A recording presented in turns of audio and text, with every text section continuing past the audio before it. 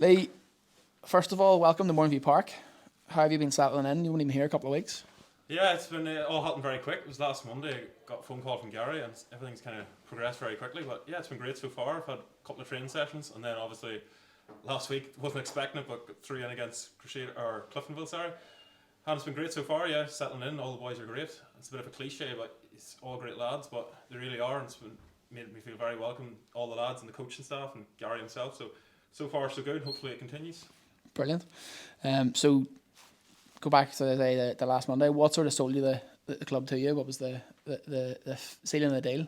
Yeah, well, Gary rang me. And it was just he kind of gave me the vision of the club and everything, of how they wanted to progress, and he kind of made me feel wanted, and that was a big thing for me. You know, I wanted to come here, and obviously, a lot of people step up from the championship and don't play a lot of games, you know, and I didn't want it to be like that. And I was trying to make a point to Gary about that because I want to come here and play games, and Gary was more than happy. He says with so many fixtures coming up now with the whole COVID situation, it's Saturday and Tuesday every week nearly.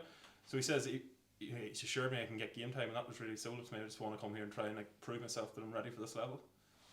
Brilliant. So you spent a bit of time at Dergview, but as well as that, I believe you played when you were in Wales. Yeah. So is there much difference there? So for the last 3 years I was playing with Dergview, and then obviously I went to do my teaching degree, and I done it in Bangor in Wales. And just when I was over there, I got talking to a few people and I got signed up there.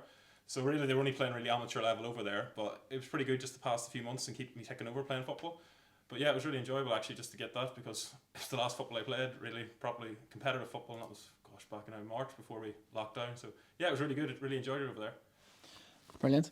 So as you said yourself there, you came on against Cliftonville last week. Were you expecting that, or? No, not at all. And it was just about an hour to go. It was an hour on the clock, and I looked up and coach was feeling his hamstring, so I got warmed up, just thinking it was a precaution really more than anything. And the next thing he was down, and the next thing was on, so I didn't really have much time to think about it, and the adrenaline rush kind of got me through. Bit of a sickener to concede late on, but it was good away a point, I suppose, at the same time. But in the circumstances, it would been nice to pick up 3. That's it. A point away to Cliftonville is never a bad result.